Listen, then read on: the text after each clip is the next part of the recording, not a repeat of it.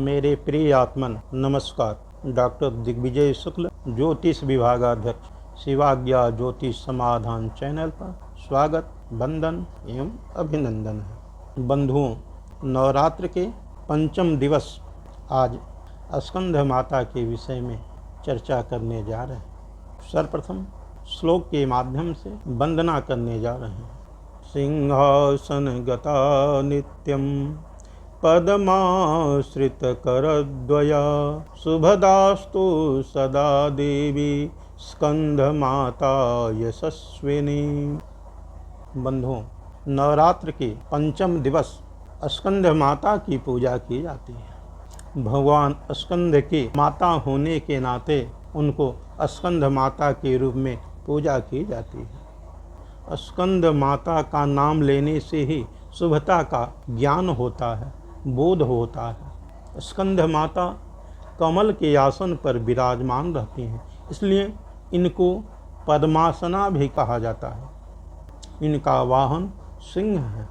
नवरात्र के पंचम दिवस पुष्कल का महत्व बताया गया है। इस दिन सिद्ध महात्मा, योगीजन एवं भक्तगण का मन विशुद्ध चक्र में स्थित होता है। इस चक्र में स्थित समस्त साधकों का मन बाह्य क्रियाओं में एवं चित्त वृत्तियों का लोप हो जाता है और साधक परम पद को प्राप्त करता है। इस बार आश्विन मास शुक्ल पक्ष पंचमी तिथि शुक्रवार 30 सितंबर 2022 को स्कंद माता के रूप में नवरात्र के पंचम दिवस में स्कंद माता की पूजा होगी। भगवान स्कंद को ही कार्तिकेय के रूप में जाना जाता है। स्कंद माता को नीला रंग अति प्रिय है। बंधुओं, भगवान स्कंद के जन्म का मुख्य अभिप्राय इसी दृष्टांत से जुड़ा हुआ है।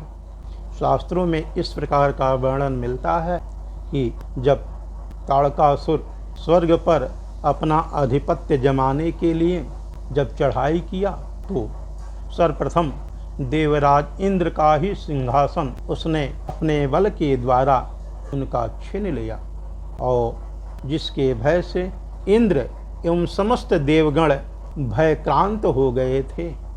सभी देवगण देवराज इंद्र भगवान विष्णु के शरण में जाते हैं और जा कर के कहते हैं, त्राहि माम त्राहि माम त्राहि माम। इस प्रकार की भगवान विष्णु पालन करता है। इसलिए सभी देवगण भगवान विष्णु के शरण में जा कर के प्रार्थना करते हैं कि प्रभु, ताड़कासुर नामक राक्षस से हम लोगों को बचाएं। भगवान ध्यानावस्थित होकर के देखते हैं, अरे इसको तो ब्रह्मदेव से अभय वर प्रदान है कि इसको कोई मार नहीं सकता। एक ही उपाय है, यदि वह देवाधिदेव महादेव भगवान शिव के पुत्र के द्वारा ही इसका वध लिखा है। इसलिए हम सभी देवगण और देवराज देवाधिदेव महादेव के पास चलना चाहिए, उनसे विनती करना चाहिए। ऐसा जगत के पालन करता भगवान विष्णु ने इस प्रकार का सुझाव दिया। सभी देवगण जगत के पालनहार भगवान विष्णु साथ में जाते हैं और जा कर के देवाधिदेव महादेव से त्राहि माम त्राहि माम त्राहि माम का गुहार लगाते हैं। जगत के पालन करता भगवान विष्णु को, देवराज इंद्र को एवं समस्त देवगणों को देख करके पूछते हैं, कैलाश पर आने का क्या अभिप्राय है। तो सभी देवगण हाथ जोड़ करके विनती करते हैं कि प्रभु, आप ही हम लोगों के रक्षक हैं, आप ही चाहेंगे तो हम लोगों की रक्षा हो पाएगी।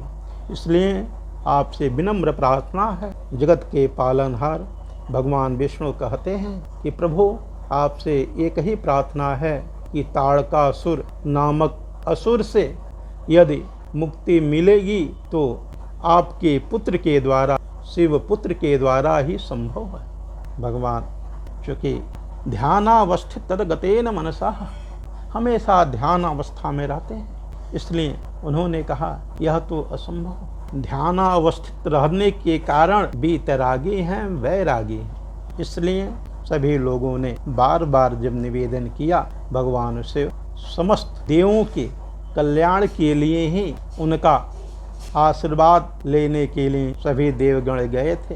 अंत में भगवान शिव इस बात को स्वीकार करते हैं। चूँकि साथ में माता पार्वती जी भी साथ में थीं, इसलिए माता जी बड़ी उदार होकर के प्रभु से कहती हैं कि आप तो सभी लोगों के कल्याण की भावना रखते हैं, इसलिए इन देवगणों का मनोकामना पूर्ण करने के लिए ही आप स्वतः शिव स्वरूप हैं, शिव ही कल्याण करते हैं।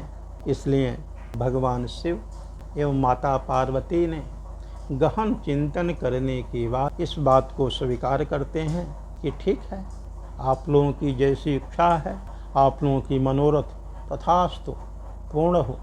इस प्रकार भगवान स्कंद का जन्म होता है और जन्म होने के बाद माता पार्वती एवं भगवान शिव दोनों मिलकर के पुत्र को युद्ध में प्रशिक्षित करते हैं और निपुण बनाते हैं, जिससे पुत्र विश्व विजयी हो। उसके बाद देवासुर संग्राम होता है और उस युद्ध में ताड़कासुर का वध होता है और पुनः देवराज इंद्र को भय से मुक्त करके उन्हें राज सिंहासन पर बैठाते हैं। जिस प्रकार माता पार्वती ने देवराज इंद्र सहित समस्त देवगणों का मनो इच्छा पूर्ण की, उसी प्रकार स्कंद माता समस्त मुनिजन, सिद्ध महात्मा एवं भक्त गणों की मनोकामना पूर्ण करें, ऐसी हमारी इच्छा है। ओम